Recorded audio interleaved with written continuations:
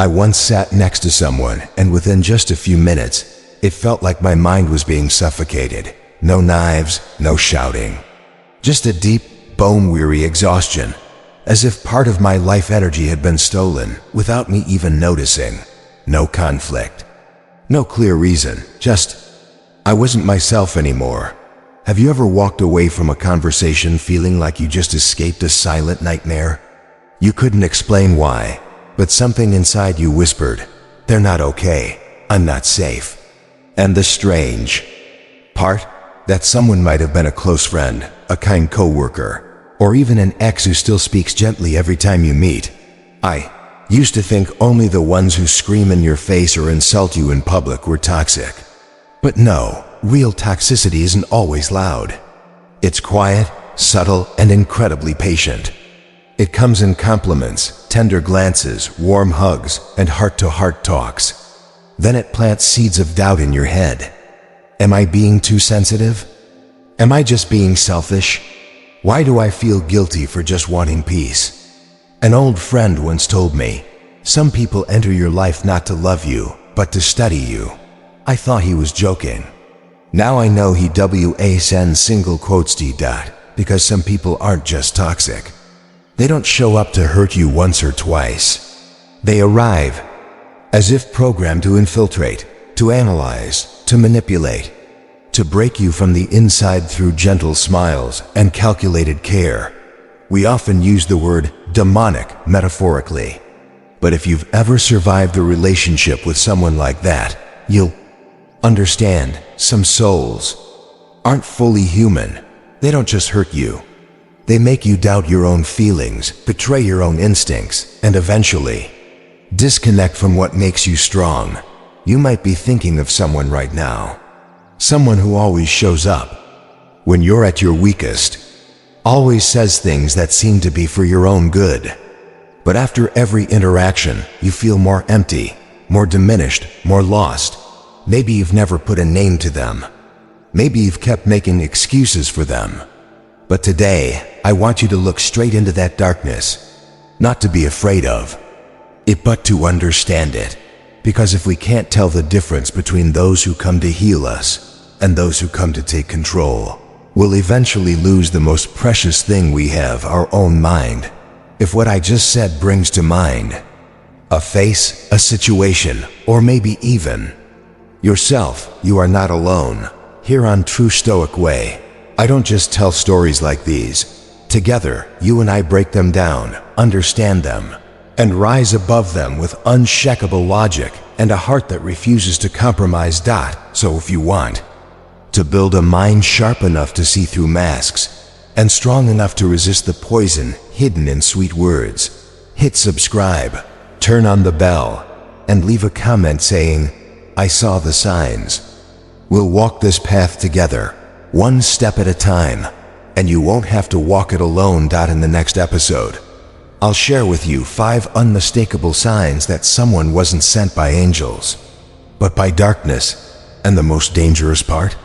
You might still call them friend. Sign number 1, they encourage you to make mistakes and call it enjoying life. I used to think enemies were the ones who shouted in your face, pressured you to do wrong, and stepped on you when you were down. But then I met Robert. He never yelled at anyone. On the contrary, he smiled charmingly, spoke gently, and was always full of positive energy.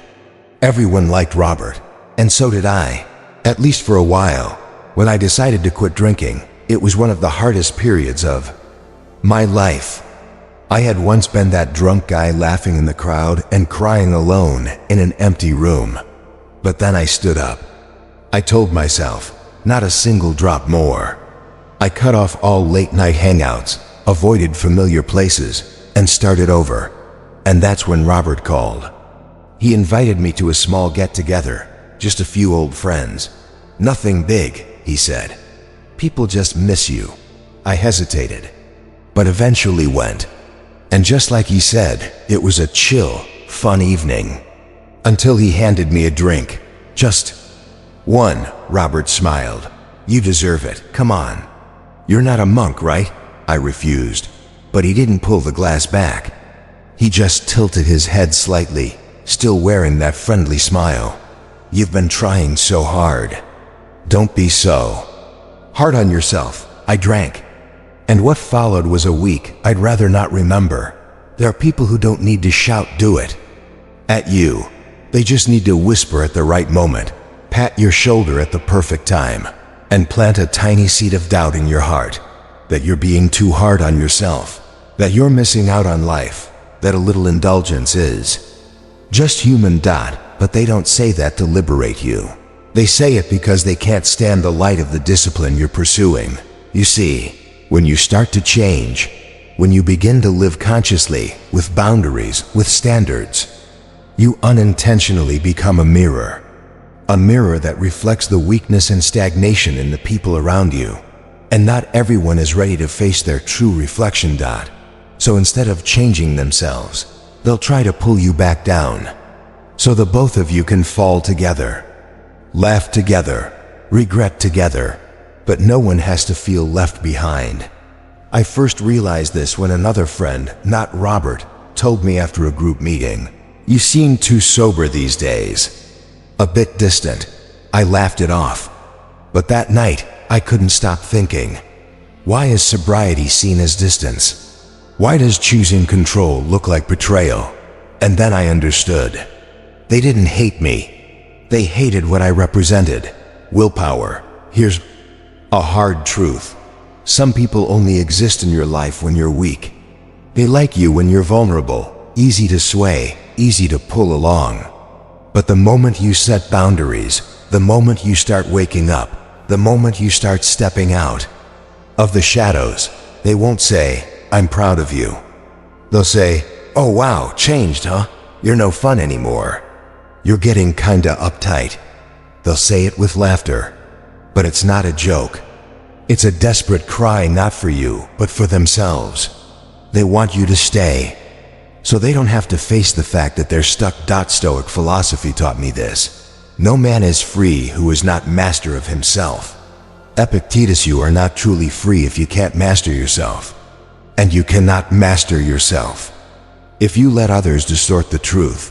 That discipline is imprisonment, that sobriety is dull, that living right isn't living real. Don't mistake indulgence for freedom. And don't call the one who leads you to the edge of a cliff your companion. But not everyone leads you down the wrong path through direct action. Some don't hand you a drink. They don't drag you out of the gym. They don't mock you for eating clean. They do something else, something subtler. They play with your emotions, not your behavior. And that's what we'll talk about in the next part. Sign number 2. They manipulate your emotions with fake compassion. I just want what's best for you. Sounds warm, doesn't it? I used to think so too. I used to believe that people who said that truly loved me, that they were just trying to protect me from harm. Until I looked back and realized they weren't helping me grow, they were shrinking me. Little by little, until I could no longer trust my own feelings. At first, it was subtle. They just said that a friend of mine didn't seem to like them very much. That person was judgmental, and I should keep my distance. I listened because I trusted them. Even though I had doubts, I thought, they care about me. Maybe they see something I don't. Then came the family. I've noticed you always come back stressed after visiting home. Maybe take a break for a while? In reality, all I needed was a few open conversations with my mom. But instead of speaking up, I started avoiding. I went home less. I grew quiet. And I began losing connection, not because anyone did anything wrong, but because I trusted someone else's version of my own relationships. Then they targeted my passions. The things that made me feel alive: drawing, journaling, reading, yoga. Were all mocked in a playful way. Who still keeps a diary these days? You sound like an old lady. Why are you always into weird stuff? Come back to the real world. I laughed it off. But I stopped writing, stopped drawing, stopped being me. Emotional manipulation doesn't always wear the mask of violence. Sometimes it looks like love, a soft concern wrapped in logic. but always steering you away from the things that make you strong and toward a space where they have full control over you. These are the people who don't need to lock you in a room because they've convinced you to lock yourself in. The danger isn't in the yelling. It's in the carefully crafted whispers. You start to doubt yourself. Maybe I really am too sensitive. I guess I overreacted. Maybe I should just listen. They're only trying to help. Piece by piece, you hand over the keys to your emotions. They start deciding what's too much, what's right or wrong, who's safe and who is toxic. And you believe them because they came to you when you were vulnerable. They appeared like a savior at a time when you weren't even sure who you were anymore. The Stoics once said, "We are disturbed not by things, but by the views we take of them." Epictetus, we're not shaken by events, but by how we see those events. A manipulator doesn't need to change your world. They just need to change how you see it. And once they succeed, you're no longer yourself. You begin living in an alternate reality where your emotions must be approved by them, where your decisions await validation from someone who believes they know better. They call it care. But in truth, it's calculated possession. I once lived that way, in a relationship that seemed full of love. But one day, I looked in the mirror and didn't recognize the person staring back. Not because I'd changed, but because I had been reshaped, little by the gentle guidance of someone who constantly said, "I just want what's best for you." I had wandered so far from myself that I mistook someone else's limits for my own standards of living. If you're in a situation like this, please stop and ask yourself, do I still get to feel, to evaluate, and to choose for myself? Or has all of that been outsourced to someone under the name of love? Because here's the truth. Real love doesn't make you shrink. It helps you expand. True compassion doesn't isolate you. It reconnects you with yourself. And if someone makes you question your emotions more than they help you understand and accept them, then maybe they weren't sent to heal you. They were sent to control you. If you see yourself in these words, or you see someone you love slowly losing themselves to a twisted kind of love, leave a comment. I'm waking up. And if you want to continue this journey of unlocking your mind, learning to tell the difference between real love and the sweet strategies of darkness, hit subscribe, turn on notifications, and walk with me on True Stoic Way. Because those who manipulate you with affection are often the best at silencing your voice. And I'm here to help you take it back. Sign number 3, they isolate you from healthy relationships. She used to be my best friend. We weren't the type to call every day, but whenever something happened, good or bad, she was always the first person I thought of. Now we pass each other on the street like strangers. No anger, no conflict, just distance that had been quietly sown without me even realizing it. By the time I did, it was too late. The sweet whispers from someone else, someone who once said they just wanted me to see who truly cared, had turned that friendship into a foggy, dust-covered memory full of suspicion. I feel like she only comes around when she needs something. Are you sure she's not talking behind your back? That friendship doesn't seem to add much value to your life. It sounded reasonable. They weren't malicious, just offering advice, objective observations, or a heartfelt warning. But it was those very words, repeated at just the right times, that planted the first seeds of doubt. And like any seed, if you're not aware of what it is, you'll end up watering it with your own suspicion and guarded nest. This is one of the most subtle and dangerous tactics. Divide and conquer. When someone wants to control you, they won't attack your healthy relationships head on. They know you'd resist. Instead, they'll quietly create cracks. They know this. As long as you still have someone to talk to challenge you, to reflect the truth, you won't be easy to manipulate. You'll hear honest perspectives. You'll gain clarity. And that makes it impossible for them to shape your reality for you. So they shift their role into the only one who truly understands you. They'll encourage you to open up more, not to genuinely listen, but to gather information. They'll start analyzing the people around you, not to help you understand them, but to make you doubt them. And they'll use your old wounds, your past betrayals, the times you felt dismissed, as proof that, see, I'm the only one who doesn't hurt you. You begin sharing less with others for fear of being misunderstood. You hesitate to meet people for fear of being judged. You turn only to one person, the very one who planted those fears in the first place. And they're satisfied, because once you're cut off from other connections, they become the center of your world. And at that point, they can say anything, do anything, because there's no one left to offer another perspective. No one to point out what's wrong with how they treat you. Marcus Aurelius once warned clearly, if someone can influence your judgment without you noticing, you are already a slave. They don't need to chain your hands, they just need to reshape what you believe. And healthy relationships, family, true friends, kind co-workers are the natural enemies of manipulators. Because those bonds are mirrors. They offer truth. They're the open doors to light, while manipulators want to keep you in the dark, where they control everything. Don't get me wrong, not everyone who offers advice about your friends or family has bad intentions. But you can tell the difference by noticing one simple thing after hearing them out. Do you feel more connected or more withdrawn? Do you feel relief or suspicion toward those who once stood by you? Do you feel clarity or isolated in a fog of doubt? Someone who truly loves you will encourage you to talk things out, clear up misunderstandings, and protect the bonds that matter.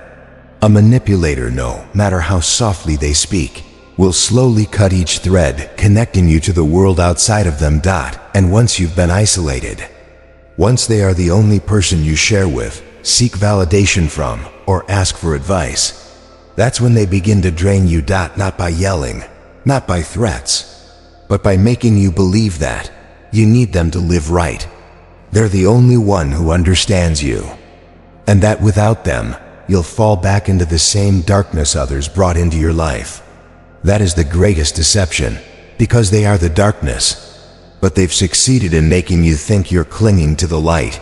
And when you're left alone, weakened and hollowed out, they begin to take what's left, your emotions, your values, your self-respect. And that is what we'll talk about next. Sign number 4, they're emotional vampires in disguise. I met him at the lowest point of my life. My career had collapsed. My family was fractured. Friends had scattered. I didn't say it out loud, but I was so lonely, I just wanted anyone who would listen. And then he showed up. Not with charming words, but with perfectly timed care. Always there when I was falling apart. Always checking in exactly when I felt forgotten. In those days when I felt like an empty shell, no faith, no energy, his presence felt like a lifeline. I thought, maybe this is the one good thing I have left. But I was wrong. Very wrong. He listened so intently it felt uncanny. Every wound I shared, he remembered. Every person who'd hurt me, he asked about in detail. Every weakness I accidentally revealed, he understood deeply. I felt seen. I felt cared for. And gradually, I began leaning on him for everything. My emotions, my decisions, my sense of right and wrong. What I didn't realize was that I had handed over every key to a man I still called an angel. There's a kind of predator that doesn't use force or crude manipulation. They attack by understanding. They know exactly what you're lacking. And they offer it not to heal you, but to make you dependent. When someone makes you feel like only they get me, they're the only one who hasn't left me. I don't know what I'd do without them. Then you've stepped into an emotional prison. One locked not with chains, but with affection. Over time I began to notice people around me were disappearing. Old friends just didn't get it anymore. Family only made things harder. Those who once helped me through darkness, he gradually labeled them toxic, selfish, or manipulative. And somehow I believed him. I started thinking, maybe they really don't fit in my life anymore.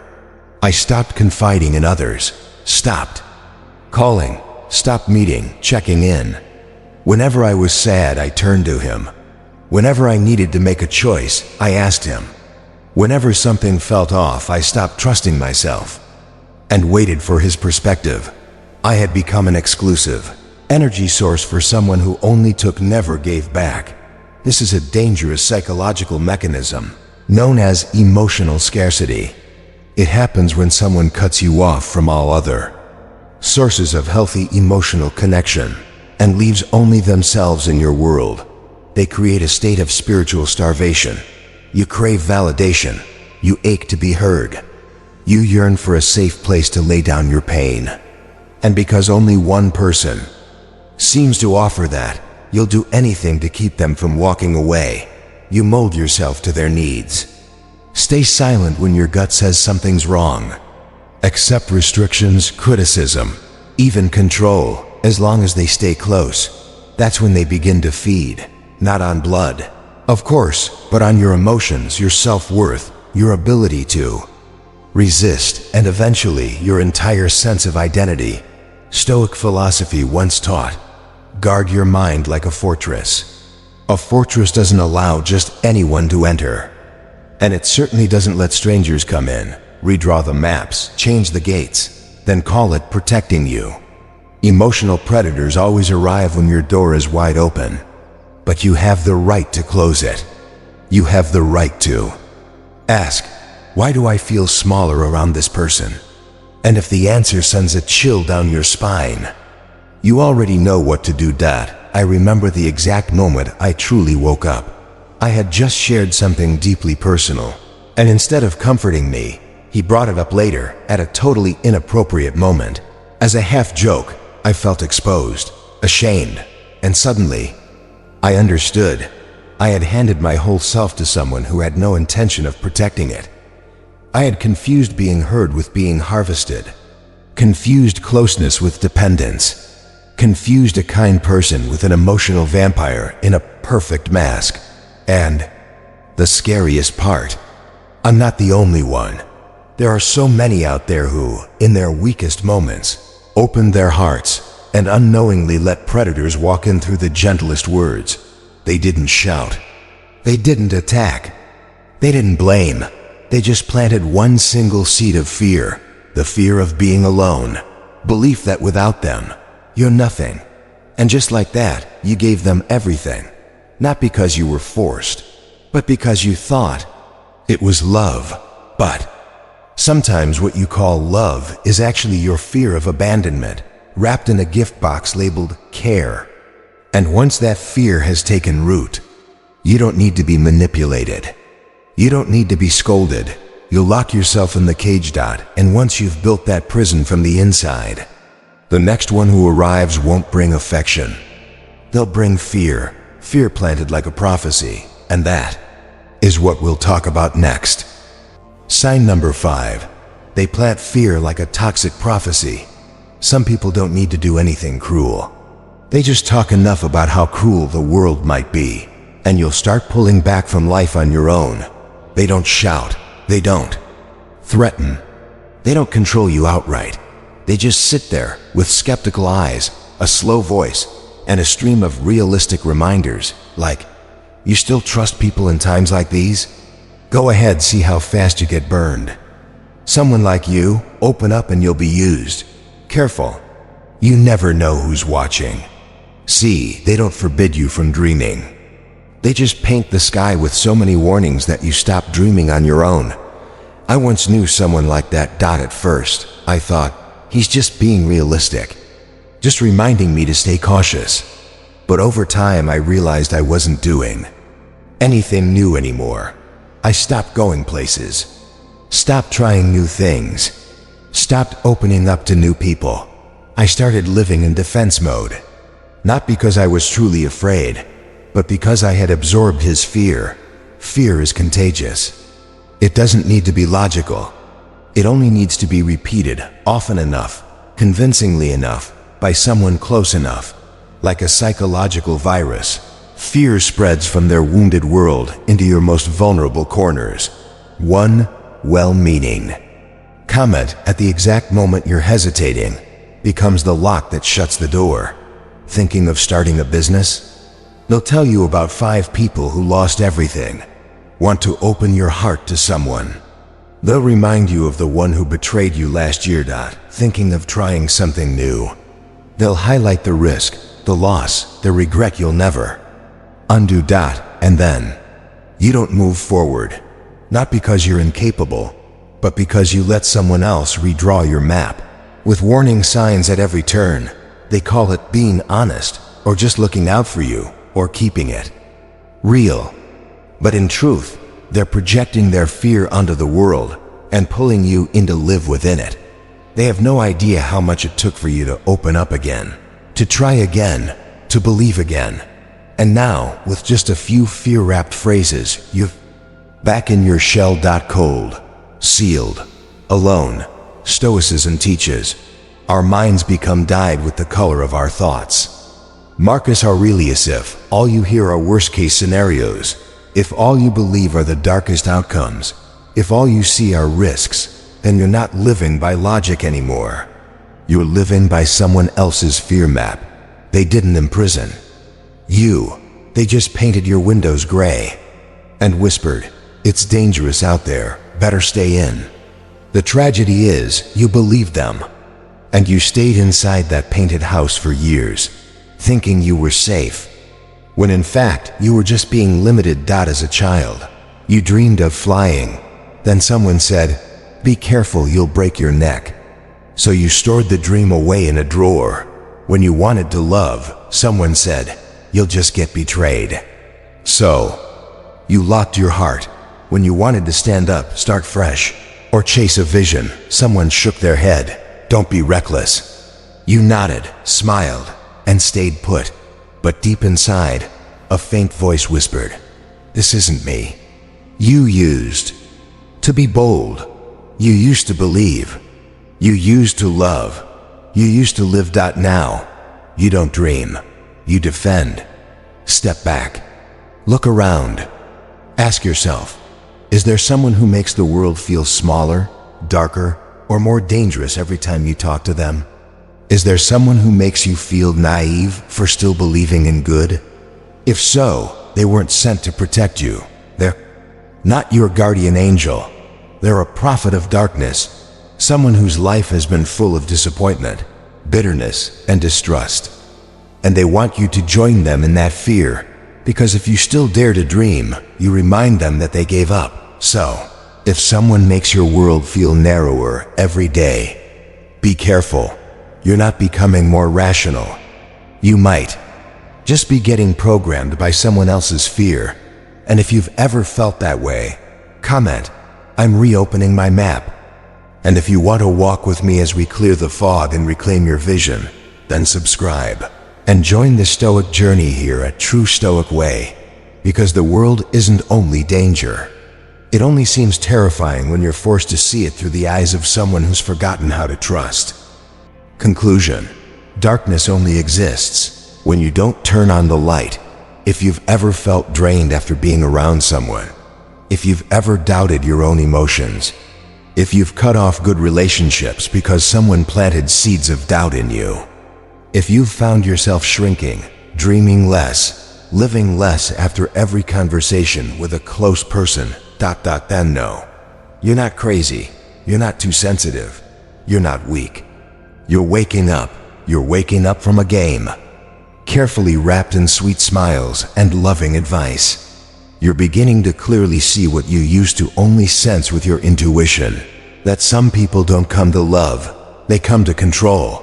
Maybe they don't even realize it. Maybe they're victims themselves. But that doesn't lessen the damage, because when you lose your voice, your trust, your dreams, that's harm with intention, no matter how it's disguised. What I want you to remember is this: you have the right to question anyone who makes you question yourself. You have the right to step back, even if they call you cold or ungrateful. You have the right to say, "I choose peace," and walk away from that sweetly disguised control. I once couldn't see it either. I too, that caught in web spun from care and concern. But when I began to turn on the light, not with anger, but with clarity, I saw the truth. Darkness isn't as frightening as we think. It only has power when our eyes are still closed. And if something in this video made you feel like it speaks to your experience, drop a comment, "I see the signs." Because once you see it, you can't unsee it. You won't play that game anymore. Subscribe to the true Stoic way. Because awakening isn't a race, it's a journey of reclaiming yourself, piece by piece. And I'll be here with you every week with Stoic wisdom, lived experience, and unpretentious truth. Because you deserve more than just to survive. You deserve to truly live under the light of your own soul.